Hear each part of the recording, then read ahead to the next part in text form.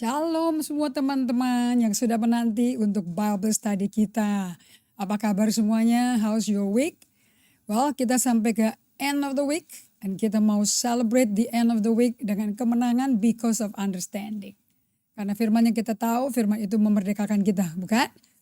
Right, saya mau menyapa kepada semua kawan-kawan baru yang baru join hari Kamis yang lalu, maupun yang sudah setia selama ini. Salam jumpa kepada semua keluarga anak Tuhan yang ada di Lombok, yang ada di Mataram, bahkan di Palar, dan juga keluarga kita yang ada di Kebayoran ini namanya Ragini Tapa dan Patmini yang sudah join.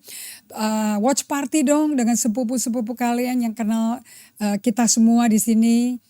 Sepupu kalian yang ada di India yang bisa bahasa Indonesia juga tuh. Ajak watch party di sini, you know. And juga shalom kepada Triani yang ada di Sorong. And saya mau sapa juga terima kasih pada keluarga Yohan sama Ria. Rupanya sudah bisa bergabung lagi nih ya, melayani bersama ya. Kita bersyukur untuk bisnis kalian top gitu ya. Sangat terkenal, akan ada waktunya Tuhan akan promosi kalian. And kami semua di sini, keluarga dari Gereja Generasi Apostolik bersama Pastor Evelyn dan semua tim BTS, behind the scene. Mau merayakan dan celebrate telah diwisudanya. Online gak ya? Yeni Hong, congratulations ya. Akhirnya kamu dapat S2 ini ya. Luar biasa, bangga sekali kita, tekun sekali kamu ini. Kerja keras, pantang mundur, melayani pekerjaan Tuhan, melayani Tuhan juga di tempat kerjaan. Jadi saksi yang luar biasa bagi bosmu juga. Sangat bangga kami akan kau ya nih. Kami lihat tangan kasih karunia Tuhan kaya di kamu. And kita sambut Ibu Maya Wing. And apa kabar? Salam juga dari kami semua di sini ya. Dan juga kepada Darren. Dan juga kepada suami terkasih. Dan kami mau sapa dan menyambut Pak Antos. Lagi sibuk ya Pak Antos ya. Lagi ke tengah laut kah sehingga tidak memadai ya untuk Bible study. And we want to welcome Olivia Billy Bihoy. Bisa kasih tahu Olivia dari mana, dari kota mana. Salam selamat bergabung, salam kenal. Dan juga thank you untuk selain Yohan dan Ria, tapi juga untuk Tanti, untuk Elviras, untuk Ibu Lina Sinai, semua yang melayani, kita semua yang melakukan, yang hadir di Bible Study, termasuk yang melayani juga sambil Bible Study. Pak Ian, thank you so much for the gift. Terima kasih Pak Ian itu memberi pohon ya tadi malam ya, karena dilihat ada gambar daun di acara GGA ibadah hari Minggu, so dia cari daun yang bolong-bolong. Luar biasa, thank you for the gift. Besok kita bawa ya di acara ibadah hari Minggu kita. And thank you so much untuk Ibu Maureen Lasut, halo. Dan juga Sylvie Karawan dari Manado semua ini kawan-kawan kita. And Nathan Chen, halo selamat siang. And Ibu Triani apa kabar? Salam ya kepada semua teman-teman di Sorong. Dan juga ke Eva Simatupang, udah siap belajar ya. Siapkan Alkitab and note kalian karena kertas nggak bisa lupa. And Claudia, and thank you, you have such great faith in God. You become hamba yang baik ya, Claudia hamba baik. And Uti, salam kepada semua keluargamu ya yang bergabung juga, Jaselin juga. And Rico Emor, shalom.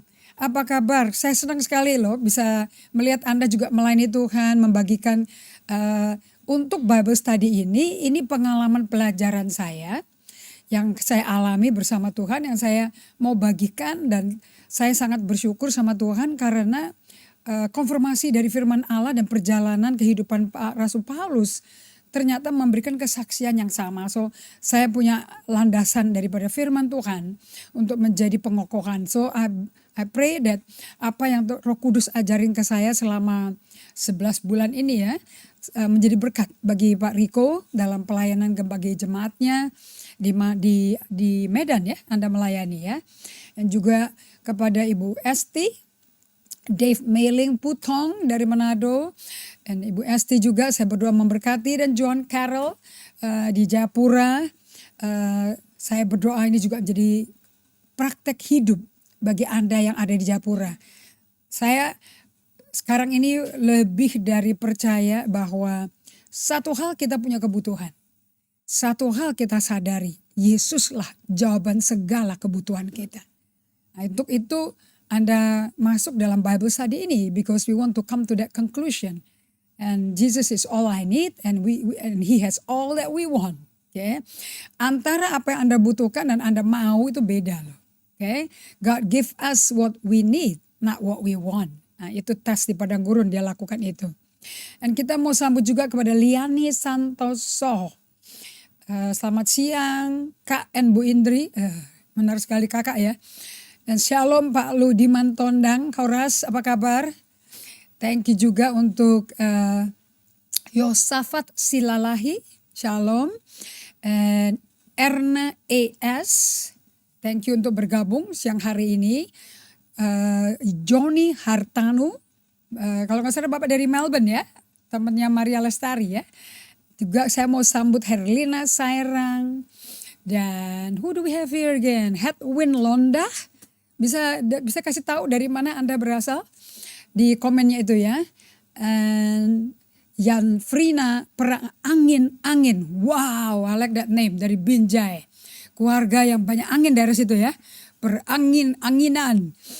Oke, saya mesti belajar banyak. Ada dari suku Batak yang mana? Katanya ada orang suku tertentu kalau memberi nama anak, apa yang dilihat langsung namanya anak itu gitu loh.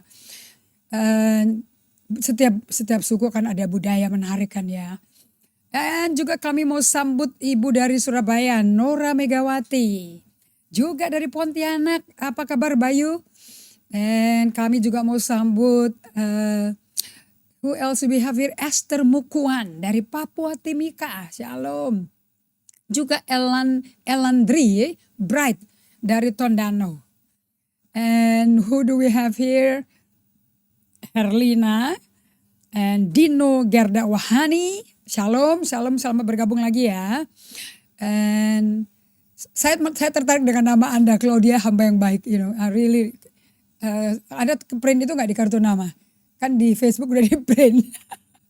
David Hotari dari Bandung. Wow, Bandung ini kondisinya ketat ya. Sangat-sangat lagi city quarantine lagi nih ya rupanya ya. And Diana Watimena, thank you for joining Diana. Dan, what is your name, Claudia? My name is Naning, but my Baptist name is Heaven's Name, Claudia. Okay, Naning Claudia, I think that's better.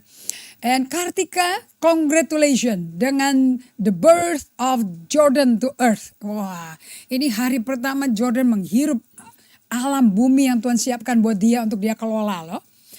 Congratulations ya, and blessing to Irwan juga yang menyambut putra keduanya. Kami rayakan bersama-sama. Kemarin Pastor Evelyn itu mengalami up and down, inside out. Dia mengalami gejolak yang luar biasa kemarin, you know.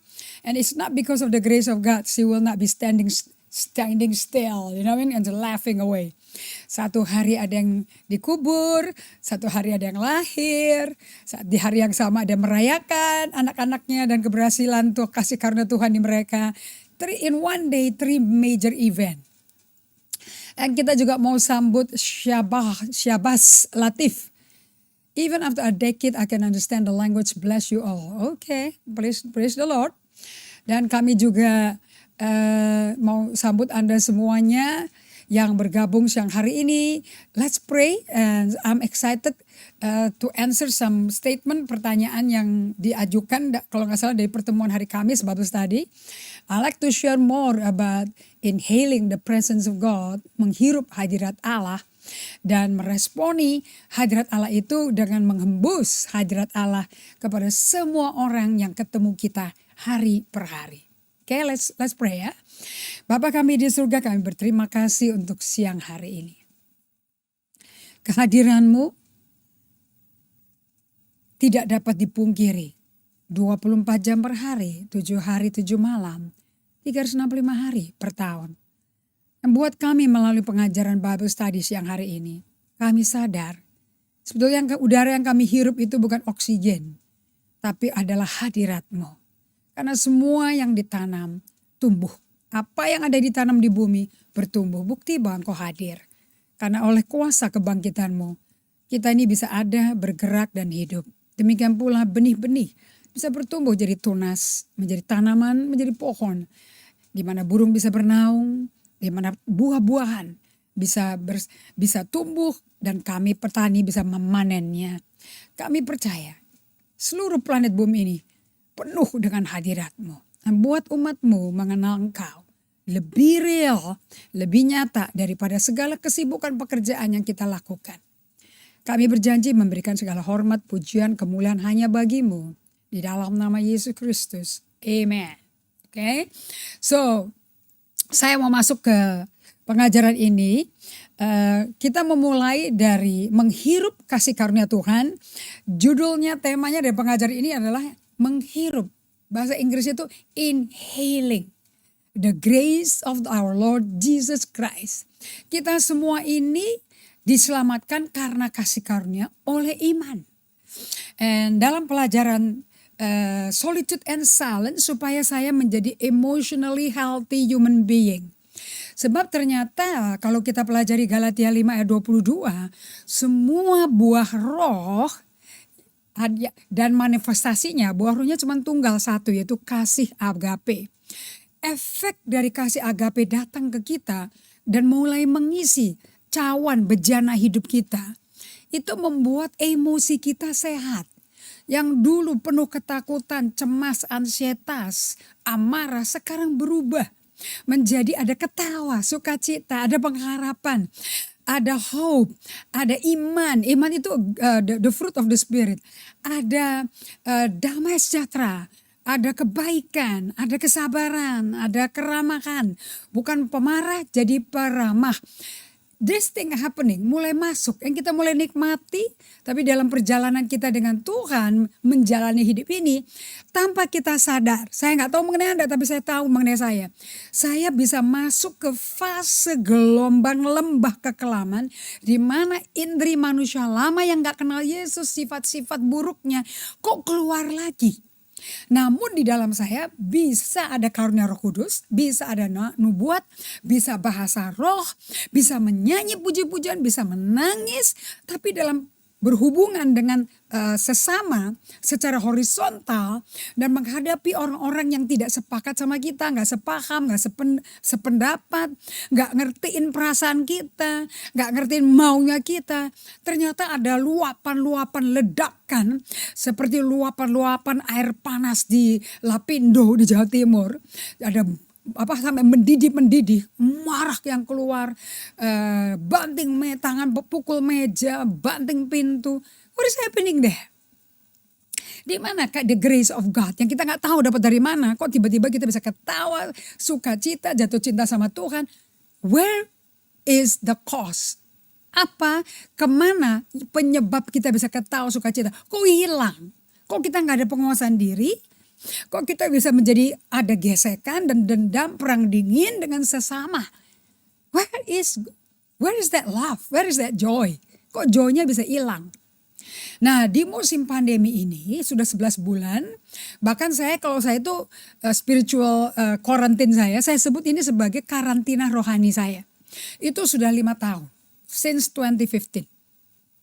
Makanya lahirlah pemahaman bahwa pekerjaan buat Tuhan, doing for God is not everything in our life. But being with God is everything that Jesus wants us to be. Yesus gak mati di kayu salib supaya kita jadi sibuk. Yesus mati di kayu salib supaya kita bisa bersama dia. Makanya pewahyuan yang saya terima 5 tahun pertama, sebelum PSBB terjadi, sebelum 2019 ledakan di Desember dengan diakui oleh WHO tentang adanya pandemi secara global yang merajalela dari Wuhan, China, sampai ke seluruh China, sampai ke Eropa, sampai ke terutama yang kasus paling berat di Italia, sampai ke Amerika, sampai ke Indonesia, sampai ke seluruh negara, seluruh benua, tidak ada yang exempt kena pandemi COVID-19 ini. Waktu itu terjadi, Semua apa yang saya alami di 5 tahun pertama dari 2015 sampai 2019, saya mendapat pewahyuan akan dua kata ini. Apa artinya? Kalau kamu menyanyikan lagu ini, lirik ini artinya apa bagimu? Tuhan tanya gitu. Bersamamu Bapa, ku lewati semua. Yang ditekankan oleh Allah Bapa ke saya pribadi, waktu goncangan terjadi di hidup saya, di gereja lokal saya, itu bukan lewati lembah kekelaman, melewati apapun yang buruk, tapi bersamamu Bapa. What does it mean to you? Nah baru situ terbuka semua satu persatu sehingga khotbah saya pun membawa yang saya bagikan adalah apa yang saya punya. And you know saya suka lagunya Don Moen. I just want to be where you are. Penekanan dari Yesus mati di kayu salib. It's not that so that we become busy karena dia mati jadi kita sibuk kerjaan-kerjaan dia. No. Tapi kan dia bangkit pada hari ketiga. Dan karena kebangkitan dia pada hari ketiga, kita yang haus dan lapar dan percaya kepada Yesus akan dipuaskan. Barang siapa haus akan dipuaskan, akan minum. Dan dari dalam hati kita keluar pancaran kayak air mancur, kayak fountain of life. Pancaran-pancaran air hidup yang dimaksud adalah Roh Kudus. So in place, di tempatnya Yesus, kita sekarang hidup dengan hidup berkelimpahan dari hadirat Roh Kudus. So the death of Jesus equivalent to the intimacy koinonia dengan Roh Kudus di dalam jiwa kita, di dalam hati kita. Saya simpulkan hati saya itu adalah jiwa dan roh. Dan itu tempat yang paling penting dari segala hal yang paling Tuhan prihatinkan adalah kondisi hati kita. Makanya Amsal 4 ayat 23 bahasa Inggrisnya berkata, above all, di atas segala-galanya, guard your heart. Karena dari hatimu terpancar issues of life. Any issue you have in your life will be coming out from your heart. Makanya Matius 12 berkata, dari dalam hati keluar kata-kata itu. Kita dihakimi dan untuk perbuatan baik atau jahat dari kata-kata yang kita katakan. Not from the action first. Karena before action, it comes from the confession dulu. Dengan pengakuan, dengan perkataan itu. So, saya hari ini mau bagikan kepada Anda semua. Kata bersamamu Tuhan itu membawa saya masuk ke pengajaran emotionally healthy spirituality. Untuk Anda bisa sadar Allah tuh hadir dan 24/7 bersama kita. Karena di kitab Mazmur 122 dikatakan penjaga kita, penjaga Israel gak pernah terlelap maupun tertidur. Allah kita melek terus jagain kita loh. Kita bobo, kecapean badannya. Tapi dia terbuka matanya. Nah how do you know that he is with you? Yusuf dibuang, dibenci kakaknya karena mimpinya Allah bagi dia. Saking irinya ada sibling rivalry. Dia dibuang loh ke sumur biar mati loh. Yehuda gak tega, Ruben gak tega. Yehuda mau jual aja. Karena Ruben gak tega, Yehuda bilang jual aja jadi budak. Paling gak kita dapat kangtau, dapat untung you know. And ngapain dibunuh adik kita sendiri? Mendingan dia jadi budak aja ya. Paling enggak kan dia pergi kan dari keluarga kita kan mau kan begitu kan. So dijual jadi budak. Tapi perjalanan itu Tuhan tahu loh. Tuhan izinkan loh. And Yusuf dijual jadi budak. Budaknya siapa saudara-saudara? Tangan kanannya Firaun, Potifar. And selama dia lagi di tempatnya Potifar jadi budak. Pertanyaannya yang diberikan. Waktu itu saya dengar Creflo Dollar khotbah ini. It's not what you do that matters. Is who is with you that matters. Yang nyertai kamu tuh siapa? Yusuf disertai Allah. Siapa yang kasih tahu itu? Potifar yang ngomong, aku belum pernah lihat orang disertai Tuhan kayak ini. Loh orang Mesir kok bisa tahu Tuhannya Israel, kan hebat.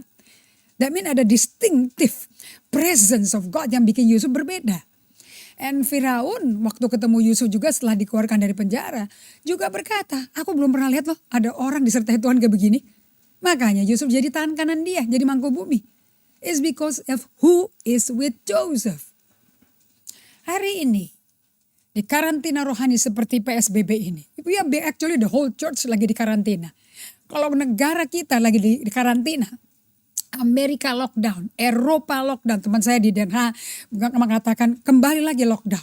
Kayaknya karena merajalela virusnya. Terus orang-orang bingung. Mau gereja offline lagi kapan mulainya? Atau mau tetap online? The issue is not di offline-nya kapan. dan pindah dari online ke offline lagi. The issue is not that. Atau dua-duanya kita lakukan, online and offline. That's not the issue. The issue sebagai tubuh Kristus secara kesatuan, kita ini di musim apa? Kita sedang di karantina rohani. Sama kayak Yesus sebelum dia masuk dalam pelayanan. Dalam 3 tahun pelayanan. Anda mau tahu Yesus di karantina Allah berapa tahun? Dalam usia 33 tahun. Dia cuma muncul 3 tahun. 30 tahun tuh gak muncul. Di karantinanya 30 tahun. Makanya pelajaran iceberg itu penting sekali. Kalau Anda lihat gunung es yang kelihatan di permukaan itu, kalau Anda pergi pakai kapal pesiar, cuma 10%-nya. Yang gak kelihatan yang masih paling gede yang bikin kapal Titanic nabrak dan mati semua loh. Itu karena 90%-nya. Jadi yang bikin iceberg itu tidak dapat dihancurkan, tidak dapat berubah dan sistemnya rumusnya sama terus apa? Yang kelihatan plus yang gak kelihatan itu sama dengan indestructible, tak dapat diubah.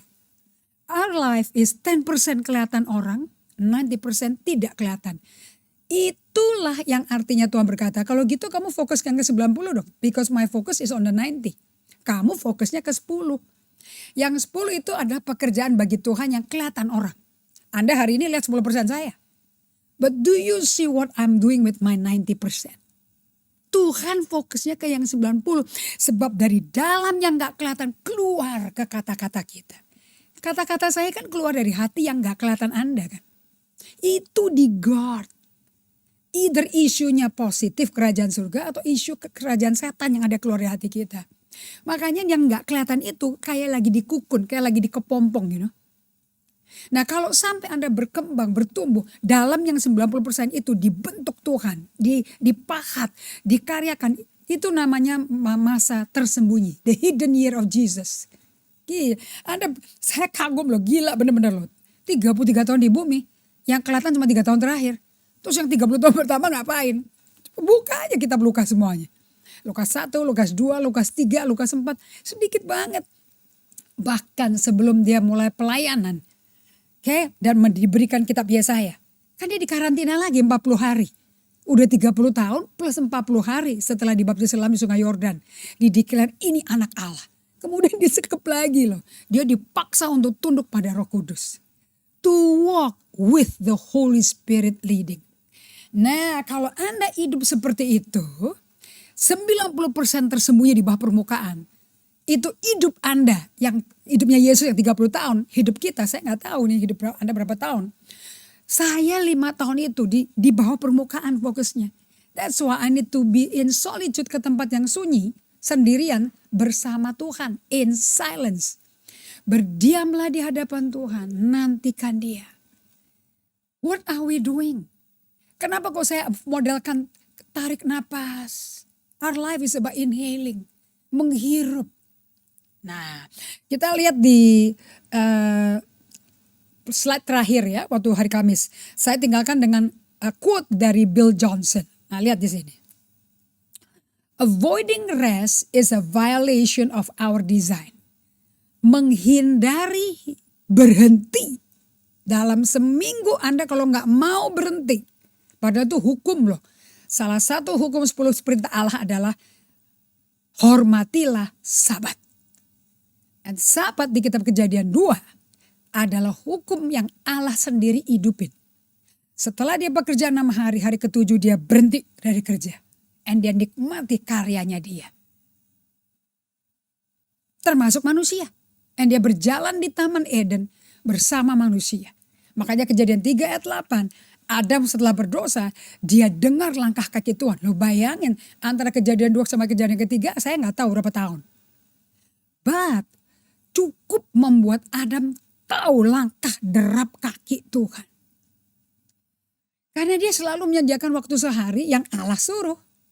Stop, istirahat. Nah badanmu gak bisa kerja terus. Kita bukan mekanik, kita bukan mesin.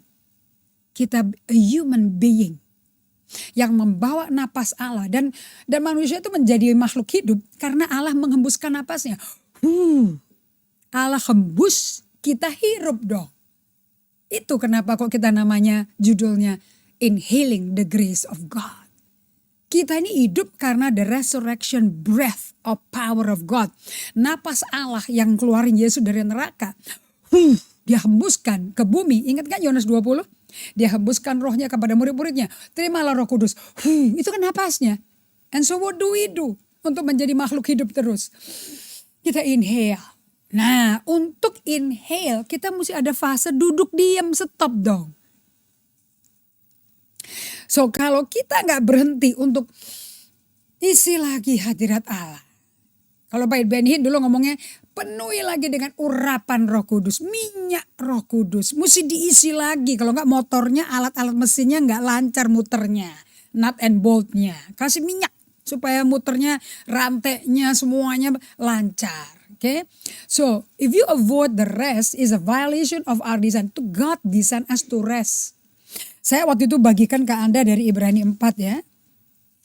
Karena saya lagi nyelesain kitab Ibrani. Fantastic. Ibrani 4 di ayat yang ketiga.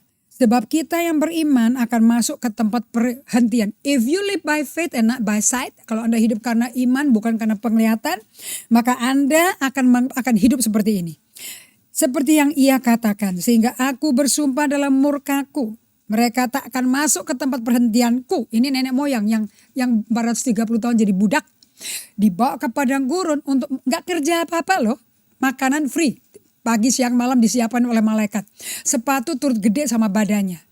Baju juga ikut besar. Tidak ada yang sakit gigi. Gak ada yang tambal gigi.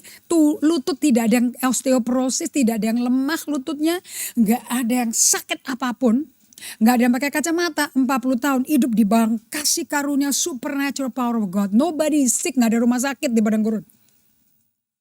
Tapi mereka gak masuk tempat perhentian. Kenapa? Karena maunya kerja. Karena otaknya itu, bad sectornya itu adalah budak. Aku ini budaknya Firaun. Sekarang masuk ke padang gurun, Allah memberikan ritme hidup baru yang mengatakan, engkau putra putriku, engkau anakku. Anak gak kerja terus, anak bisa istirahat main-main sama bapaknya. So sahabat yang Anda hormati, kalau Anda hidupi, Anda lagi mendeklarasi dengan perbuatan Anda. Karena perbuatan kita bicara lebih keras daripada perkataan kita. When you rest once a week, 24 hour, tidak kerja apa-apa. Just enjoying God and thanking God for what He has been giving us. He has been given. Kenapa kok kita ngucap syukur saudara-saudara? Karena kita resipien, kita ini penerima tok. Menerima udara segar, menerima oksigen, menerima kebaikan Tuhan. Makanya kita ucap syukur. Orang ucap syukur adalah orang yang tidak melakukan plagiat rohani. Anda tahu gak plagiat rohani? That's for 2021. Oke, nanti saya ajarin di situ. Udah tahu semua-semuanya Tuhan. Gak bisa dong Anda berkata, aku bisa begini karena aku pinter sih. Dan juga karena Tuhan bela aku. Dan Tuhan di pihakku. Kayaknya aku semua. Tuhan itu juga buat aku. Please lah, jangan curi kemuliaan Tuhan. Dia mau kita berhenti supaya semua kemuliaan hanya bagi Dia. Kalau kita yang kerja, kita nanti bermegah. Kan Efesus 2 ayat 8-9 ngomong itu. Karena kasih karunia oleh iman kita diselamatkan. Bukan perbuatan kita. Supaya gak ada orang bermegah. God hates the proud. Allah benci orang sombong. Dan Dia memberikan kasih karunia kepada yang rendah hati. Justru di waktu kita rendah hati, when we are still surrender, kita stop dan berhenti dan hirup kasih karunia-Nya. Di situ kuasanya sempurna. Lihat Ibrani 4 ya, ayat yang ketiga saya selesaikan. Sekalipun pekerjaannya sudah selesai sejak dunia dijadikan. My goodness. Sebelum dunia dijadikan udah kelar semua yang kita butuh untuk kita hidupin supaya kita bisa nikmat. Dia bapak loh ya, anaknya maunya hidupnya enak. Seperti bapak-bapak yang dulu miskin terus berhasil kerja keras sampai sukses kan Anda gak mau dong anak-anak menderita seperti Anda kan. Allah bapak juga begitu. Makanya sebelum dunia dijadikan apapun yang bikin manusia hidup sejahtera kayak dia di surga sudah selesai. Nah Adam dan Hawa nerobos batasan ini. Sehingga dia jatuh dalam dosa. Hati-hati, jangan sampai Anda kerjakan pekerjaan Tuhan tapi di teritori iblis. Karena Anda melampaui batasan Tuhan.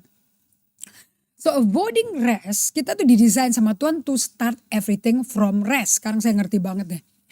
Jadi kalau Anda avoid rest, Anda melanggar desainnya Tuhan. And then Bill Johnson ngomong kayak gini, overworking, kerja lembur, kerja keras terus, suaranya seperti bener deh. rajin gitu loh. Untuk budaya yang selalu orientasinya kepada achievement. Kamu siapa? Kerjaanmu apa? Apa yang telah kau raih? Buat kamu sukses tuh apa? Saya bikin ini, saya punya ini, saya punya ini, saya punya ini. You know, kultur dunia kita tuh kayak gitu. Kultur kerajaan surga tidak loh. Roma 11 ayat 36. Bagi Allah, untuk Allah, oleh Allah, melalui Allah, segala kemuliaan diberikan. Kita tuh cuman bejananya. Bukan kita yang punya ide, bukan kita yang punya kerjaan, bukan kita yang punya gawe. God's big idea. Tapi ini ide besarnya Allah. Baca bukunya Miles Monroe, God's big idea. But it does, dan kerja keras kita sampai lembur-lembur ini budaya. Itu tidak mengesankan Allah. It doesn't impress God. Business work against longevity. Justru orang yang sibuk ini akan bikin Anda umurnya pendek. Nggak akan mendukung Anda untuk panjang umur. Which is at the heart of a life of excellence. Yang mana adalah jantung dari kehidupan excellent yang akan Anda bayar akhirnya. Nah, kalau Anda mau hidup dengan hati yang luar biasa, overachiever, saya mau kasih tahu pada kalian, nanti bayarannya mahal loh. Anda akan banyak penyakit, Anda akan umur pendek, Anda gak sempat bangun hubungan dengan orang yang perlu Anda bangun hubungan, dengan istri, dengan suami, dengan anak-anak. Semua momen indah melihat anak-anak bertumbuh hilang. Tiba-tiba Anda ketemu lagi udah mau kawin. Tapi Anda gak bisa ninggalin apapun, wejangan apapun, bukan kata-kata puisi atau kata-kata manis. Tapi gaya hidup yang menjadi teladan bagi anak cucu Anda. Can you leave that behind? Kalau Anda cuma dikenal sebagai orang tua yang sibuk, that's not nice. Nah, apakah hidup kita di 2 Korintus 2 ayat 15 sampai 17, saya mau bagikan pada Anda semuanya ini dari the Passion Translation Bible. It is so beautiful. Dari the Passion Translation Bible, kita baca sebentar 2 Korintus 2 ayat yang ke-15-16. We have become the unmistakable aroma of the victory of the anointed one to God. Nah, kalau kita hidup dari kasih karunia Allah, kalau kita hidup ini karena kasih karunia Allah, kita ini menjadi aroma yang harum dari kemenangan yang diurapi Tuhan. Satu-satu yang diurapi Allah itu Yesus yang tak bisa salah. Anda mesti baca ayat 14-nya. Dikatakan bahwa syukur bagi Allah yang dalam Kristus selalu membawa kami di jalan kemenangannya. Dan kita ini dengan perantaran kami ini, kita yang sebarin keharuman pengenalan akan Dia di mana-mana. Saudara-saudara, saya mau tanya, hidupmu itu menjadi keharuman gak buat orang sekitar Anda? Yang deket sama Anda, yang setiap hari ketemu sama Anda. Are they smelling the beautiful aroma? Anda gak mungkin dong bisa mencium aroma pakai lidah, tapi pakai hidung dong. Anda, aromanya enak ya. Itu kan pasti pakai hidung kan. Okay? So, Anda mesti menjadi the unmistakable aroma of the victory of the anointed one to God. A perfume of life to those being saved and to the order of death to those who are perishing. The unbelievers, bagi orang yang gak percaya Tuhan Yesus, gak mau terima juga. Injil itu kehidupan kita. Solitude and silence, spending time with God. Hidup karena menghirup kasih karunia Allah. Itu bau bangke itu bagi orang-orang yang gak kenal Tuhan. Tapi bagi orang-orang yang percaya seperti Anda dan saya, kehidupan dari kuasa kebangkitan Yesus, dari urapan Roh Kudus, itu memberikan life-giving aroma. Hidup kita ini mestinya jadi aroma yang life-giving. Bau harum yang memberi kehidupan. Okay? Yang memimpin orang-orang pada kelimpahan. And who of us can rise to the challenge? Siapa dari kita yang bisa hidup kayak gitu? Di ayat 17, for unlike so many, we are not peddlers of God's word. Seperti banyak orang, kita ini bukan penjajah firman Allah. Kita ini bukan tukang penjajah firman Allah loh ya. Saya ini alias Paulus berkata, aku ini bukan orang-orang yang cari keuntungan dari khotbah-khotbah gitu loh. A peddler of God's word. who water down the message, bikin khotbah jadi larut, jadi encer supaya nyenengin telinga orang, bukan nyenengin Tuhan. Oke, karena untuk Anda hidup menjadi aroma kehidupan Allah yang hidup, wah bayarannya mahal. A lot of dying to self. Anda mesti banyak mati diri, sangkal diri, pikul salib. Oke. Nah, and we are those sent from God with pure motive. Kita adalah orang-orang yang punya motivasi murni yang diutus Allah. Who speak in the sight of God from our Saya pilih pakai the Passion Translation Bible sebab ayat 17-nya bagus sekali. And it confirm apa yang saya ajarkan mengenai solitude silence. Kita bisa menjadi a life-giving aroma kepada orang percaya lain because of our pure motive heart, who speak in the sight of God, yang bicara di pandangan Allah dari our union with Christ, dari kesatuan koinonia kita dengan Kristus. So, saya mau pakai yang bahasa Indonesia sekarang. Sebab bagi Allah kami ini adalah bau yang harum dari Kristus di tengah-tengah mereka yang diselamatkan. Dan di antara mereka yang binasa. Nah, bagi yang mau binasa itu, ayat 16, kami adalah bau kematian yang mematikan. Tapi bagi yang pertama, bagi yang percaya Yesus, kami bau kehidupan yang menghidupkan. Bau kehidupan yang menghidupkan. Kalau tadi bahasa Inggrisnya aroma of life-giving. Life-giving aroma. Aroma of life-giving life. Oke. Tapi siapa sih yang sanggup menunaikan tugas kelas seperti ini? Nah, jadi sebagai hamba Tuhan, saya ditantang Pak Riko. Saya ditantang Pak Ludiman. Oleh Alkitab ini. Can you live a life yang merupakan life-giving aroma? How can we become menjadi pribadi yang mengeluarkan aroma yang memberi kehidupan?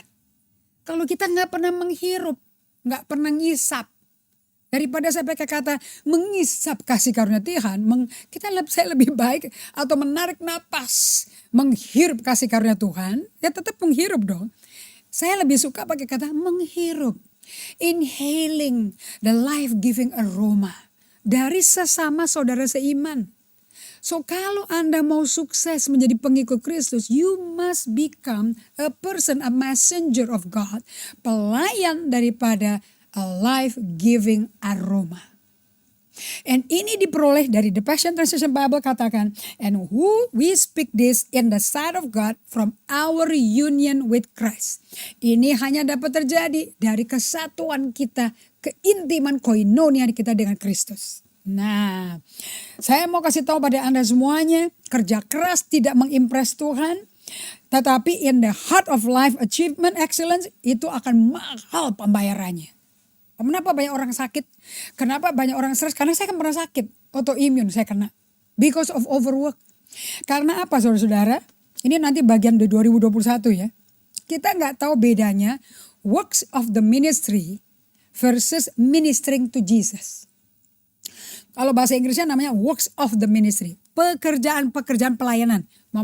Menuntun orang terima Yesus, membagikan kabar baik, membaptis orang yang terima Yesus, mendoakan orang yang sakit, mendoakan orang yang lagi ketakutan, memberikan firman Allah, memberikan kata-kata hikmat, mendamaikan saudara seiman.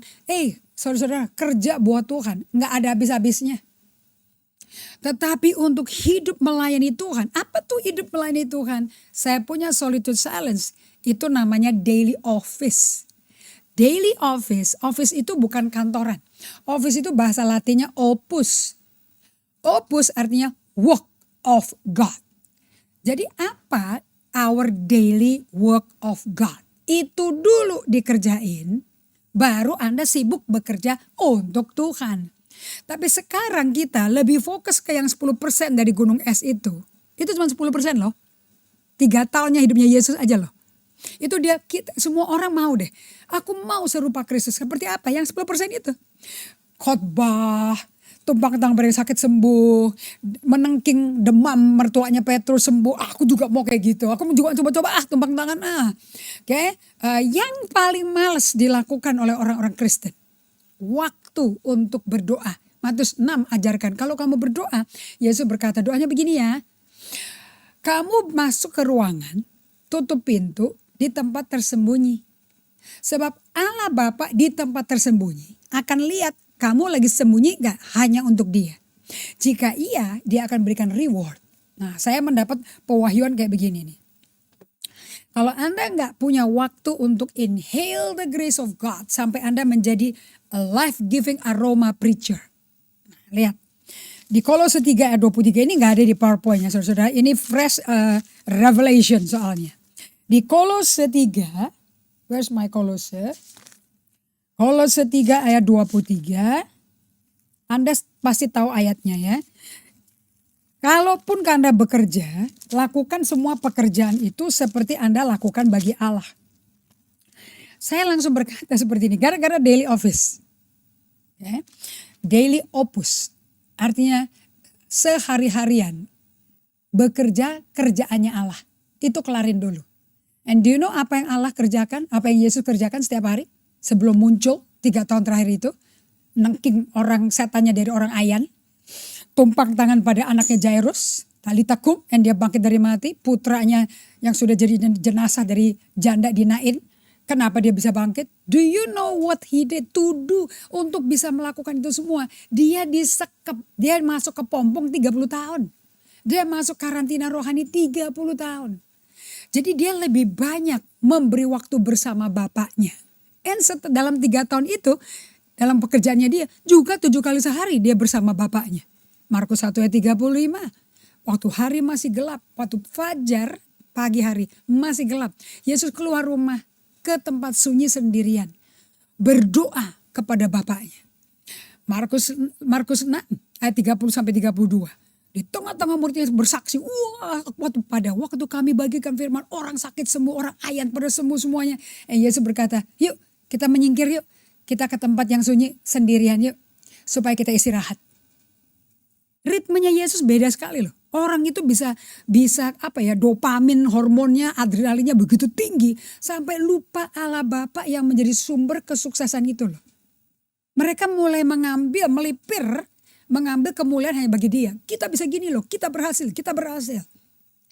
And Jesus said, let's get out of here. Yuk ke tempat yang sunyi. And Lukas 5:16 dikatakan di bahasa Inggrisnya. Jesus very often, seringkali Yesus menyingkir ke tempat sunyi. Selalu sebelum mujizat terjadi, he is alone with the Father. Never tidak bersama Bapaknya. So lihat di Kolose 3:23.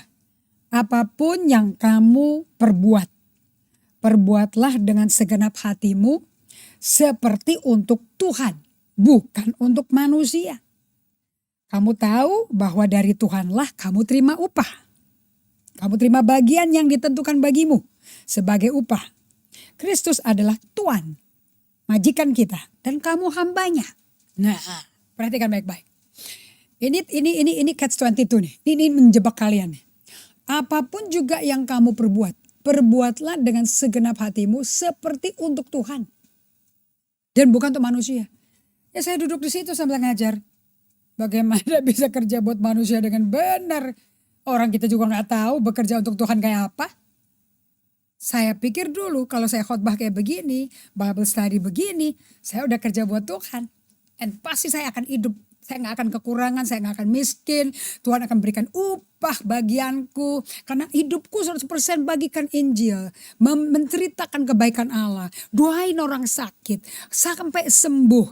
Orang miskin bisa dapat berkat kelimpahan, dapat order sehingga keluar dari kemelaratan, utang dibayar. Saya pikir itu bekerja buat Tuhan itu. Salah.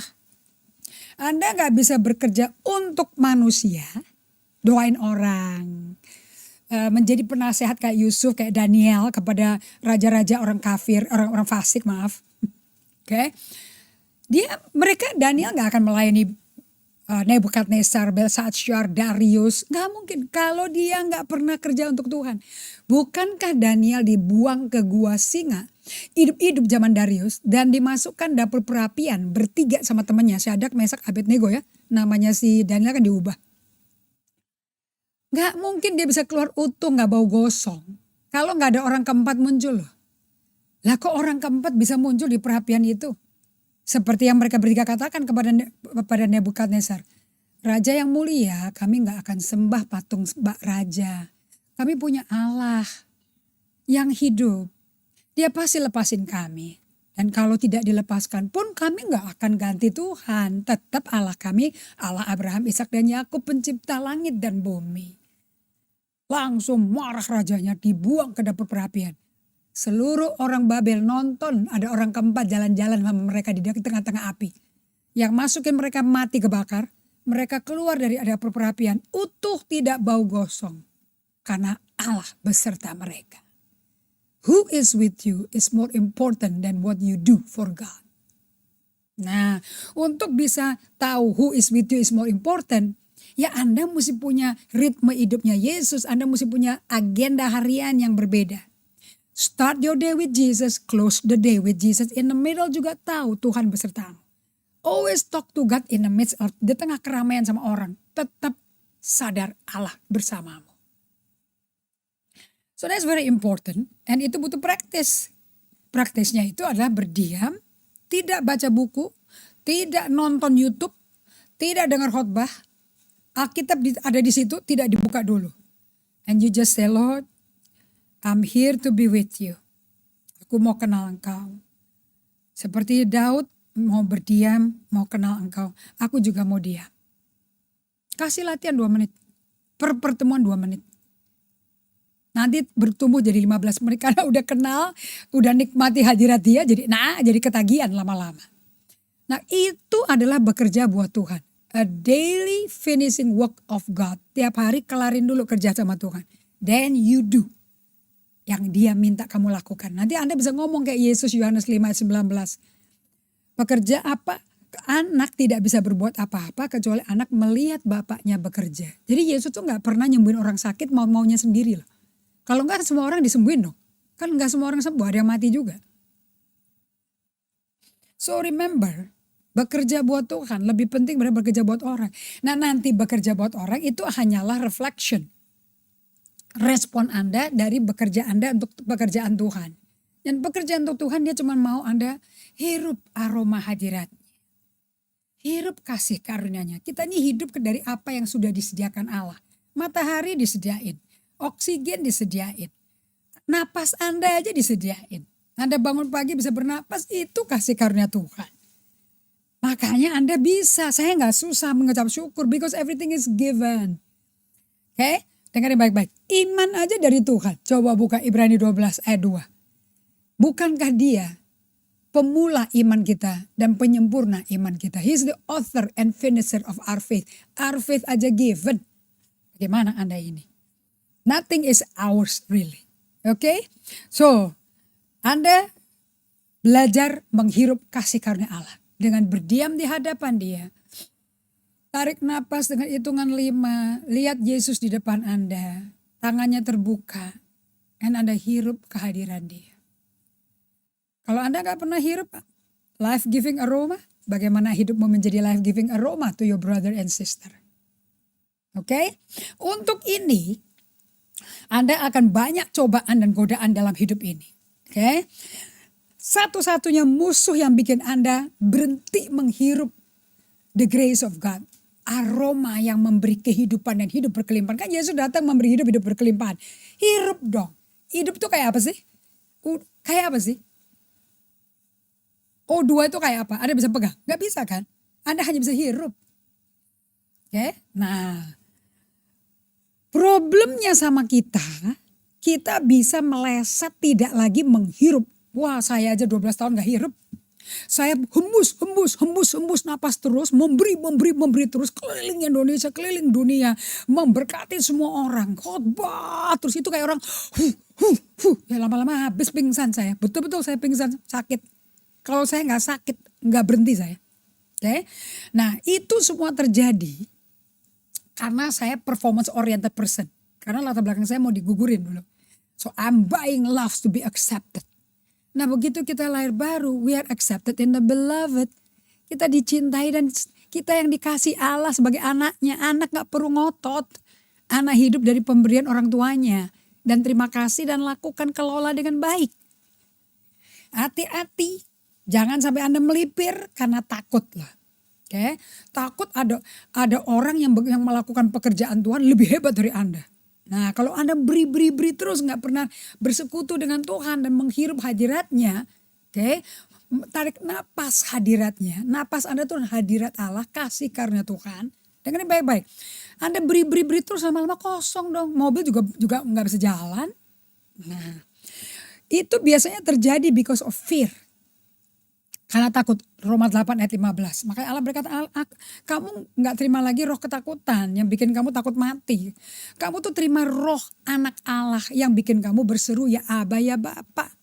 Anak Allah gak hidup dari ketakutan, anak Allah hidup karena percaya. Dan percaya Anda membuat kasih karunia Allah, penyediaan Allah unlimited turun pada Anda. So kita butuh teman-teman supaya kita gak takut dan gak melipir. Kita butuh teman-teman yang sejalan, sepikir, seia, sekata sama kita. Cari teman yang hidup dalam ritme Yesus. That is Amsal 13 ayat 20. Dengan siapa Anda berasosiasi akan menentukan siapa Anda. Pagi ini dari teman saya dari Singapura saya menerima a beautiful quote dari dia. Your diet is not only what you eat. Diet Anda bukan hanya sekadar apa yang Anda makan. It is what you watch, tapi diet Anda termasuk apa yang kau tonton, apa yang Anda dengarin, what you listen to, what you read, apa yang Anda baca, and the people you hang around with. Dan juga diet Anda termasuk teman-teman yang Anda nongkrong. Anda nongkrong sama siapa? Pay attention to what you feed your soul. Beri perhatian, jiwamu dikasih makan apa. Not just your stomach, jangan hanya pikirin apa yang perutmu perlu makan. Tapi what you are feeding your soul with. Okay? So cari teman-teman yang melakukan solitude silence, yang kerja, yang melakukan daily office. 2, teman-teman ini berani ngomong yang sebetul-betulnya. Mereka truth teller. Yang bisa ngomong, kayaknya kamu udah melipir deh, kamu udah nyimpang nih. Udah berapa lama nih kamu gak melakukan solitude silence.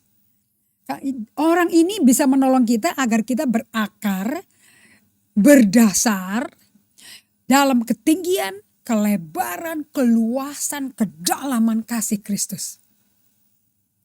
Dan Anda bisa bertumbuh sempurna di dalam Yesus Kristus. Cari teman yang bikin Anda tambah lama, tambah dalam fondasinya dalam kasih Kristus. Ini kan Efesus ya, doanya si Rasul Paulus. Nomor 3, Anda perlu teman-teman yang berani memberi pertanyaan yang menusuk hati Anda. Ya kayak tadi, truth tellers tuh. Anda kayaknya udah lama gak doa ya. Kamu kayaknya gak baca Alkitab deh. Kok perkataannya kering, dangkal begini sih. Kayak orang gak ngerti apa-apa. Kok jauh sih dari Tuhan, kayaknya gak ada kasih karunia deh. Cari teman-teman yang memperhatikan cara Anda yang cenderung pakai kekuatan sendiri. Bukannya yielding to God, bukannya resting to God. Find friends who can bring you to rest in God. Come on, let's surrender to God. Bahkan rame-rame ya, yuk kita diam bentar yuk. Let's surrender to God. Bangunlah komunitas Tuhan yang terdiri dari teman-teman yang mempraktekkan mengalami Tuhan setiap harinya. Dalam hubungan erat dengan Tuhan sampai mereka tuh orang-orang yang sefrekuensi. Dengan suara bisikan terlembut dari Roh Kudus. Make sure kita semua dan teman-teman kita dalam yang namanya komunitas Tuhan ya. Harus mengalami pertemuan dengan Tuhan pribadi. Dan bisa berjalan sefrekuensi dengan suara angin sepoi-sepoi basa yang terlembut dari Roh Kudus. Alias menghirup Roh Kudus itu menghirup kasih karunia Tuhan sama dengan bersekutu sama Roh Kudus saudara. And walk in step. Orang-orang yang bisa menolong kita, memperhatikan kita dan nunjukin kita bagaimana menghirup kasih karunia Allah. Orang-orang yang hidup dalam kesetiaan Tuhan selama dari dekade ke dekade. Supaya mereka ini orang-orang yang tipe yang digembalakan Allah. Yang setia dan penuh kasih karunia Allah. Anda kalau hirup Roh Kudus, menghirup kasih karunia Tuhan. Kan kita terima Roh Kudus ini kan anugerah loh.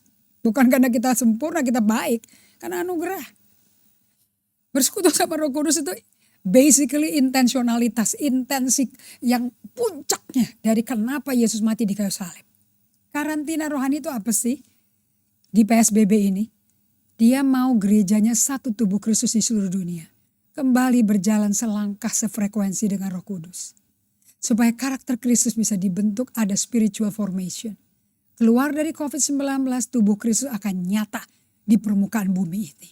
Karena Yesus kepalanya, dia akan make sure badannya sepikir dengan pikiran dia, sekehendak. Oke, ambil waktu merenungkan, meresponi Tuhan dengan menyampaikan pesan Tuhan dengan penuh integritas, kejujuran, kerentanan, vulnerability and wisdom.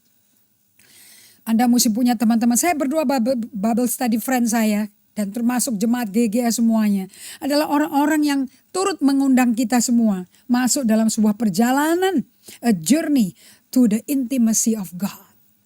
Dan saya mau tutup dengan ini. Teman-teman, dari sebuah perjalanan dengan Tuhan ini, saya mau Anda menjaga satu sama lain.